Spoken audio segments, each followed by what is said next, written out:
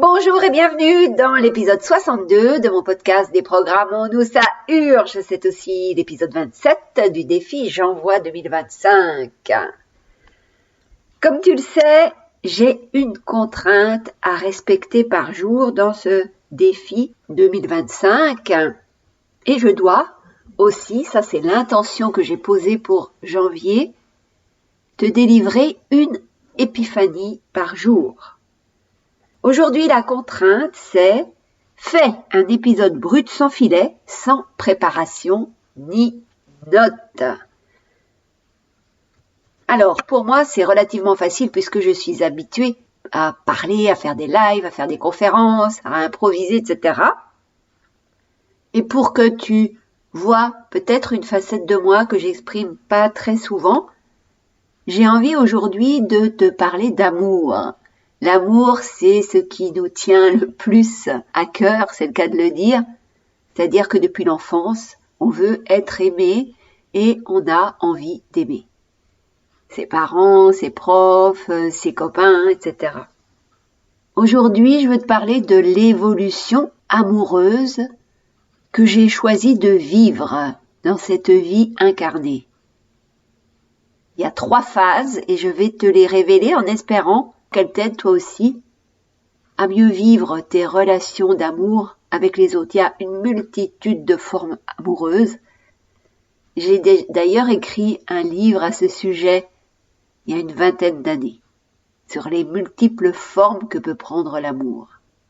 Bienvenue dans le podcast Déprogrammons-nous, ça urge avec Elisabeth Tarringui, mentor, coach en transformation consciente depuis plus de 20 ans. Tu cherches à reprendre les rênes de ta vie après une épreuve douloureuse. Tu as décidé qu'il était temps pour toi de prendre ta place, de t'affirmer et d'enfin créer la réalité que tu mérites. Eh bien, tu es au bon endroit. Mon nom est Elisabeth Tarringui et je crée la vie de mes rêves en conscience depuis plus de 30 ans. En plus de 20 ans, j'ai aidé des milliers de femmes à booster leur sécurité intérieure, à redevenir confiantes, visibles, inarrêtables.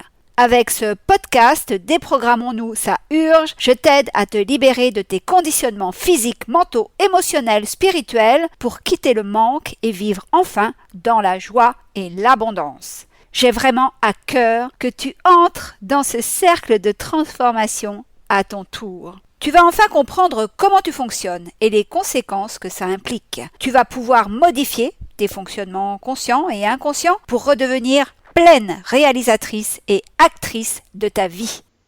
Quand j'étais enfant, je rêvais de me marier comme toutes les petites filles, j'imagine, ou la plupart en tous les cas. Et moi, mon idéal masculin, c'était un homme en costume cravate, un homme d'affaires. Ma vie amoureuse a commencé et la première phase s'est enclenchée. J'ai voulu vivre des amours-passions. Peut-être parce que je suis une femme passionnée de nature, je ne sais pas. Peut-être parce que j'ai vécu le non-amour de mon père, avec des disputes, etc. Sans doute que mon modèle d'amour, quand j'ai démarré ma vie amoureuse, c'était l'amour passionnel, parce que c'est celui qui fait le plus mal. De cette façon, j'étais fidèle à ce que j'avais vécu avec mon père, des déchirements incessants. Et le fait de ne jamais me sentir aimée, malgré tout l'amour que je pouvais donner en échange. Donc ça, je pense que 99% des hommes et des femmes vivent ça dans leur vie. Et peut-être que toi qui m'écoutes, tu es toujours coincé dans ce schéma-là d'amour qui fait mal, d'amour passionnel, ou l'amour où tu donnes trop et finalement tu aimes mal. La deuxième phase de ma vie amoureuse, c'est la rencontre de ce fameux homme, chef d'entreprise, et lui c'est mon Pygmalion.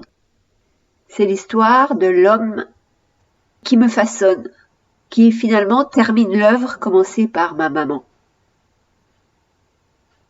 Mais là encore, je reste dans le triangle de Karpman.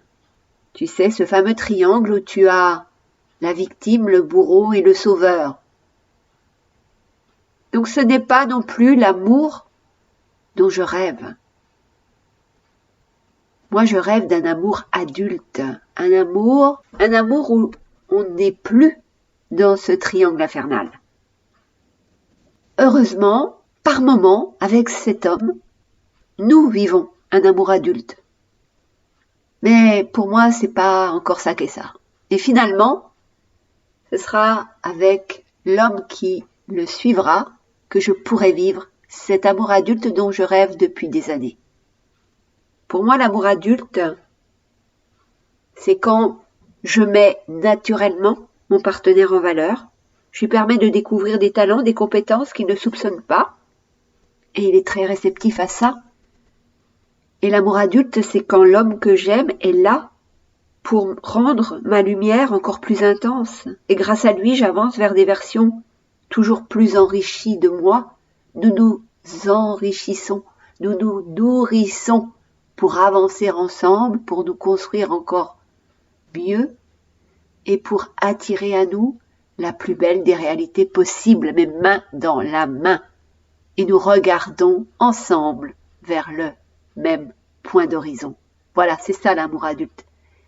Tu vois, ces 3 phases, j'espère que tu les vis, que tu les as vécues, que tu les vivras, notamment la phase de l'amour adulte, parce que c'est le plus bel accomplissement amoureux qui soit, en tout cas, dans ma vision des choses.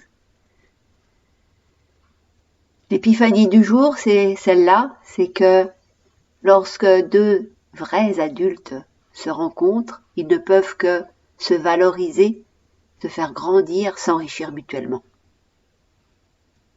Bien sûr, si tu n'en es pas encore là de ton parcours, tu peux m'envoyer un email et nous pourrons voir de quelle manière rendre possible cela, si c'est ce dont tu as envie. Un amour adulte, ça veut dire une intelligence émotionnelle élevée, ça veut dire une sécurité intérieure forte, ça veut dire la pleine confiance en soi, la pleine confiance en l'amour. Donc si tu ne l'as pas, tu peux le cultiver, je peux t'aider à le faire dans mes programmes d'accompagnement. Allez, on se dit à demain. D'ici là, rappelle-toi, tout est possible tout le temps, dans la joie et l'abondance.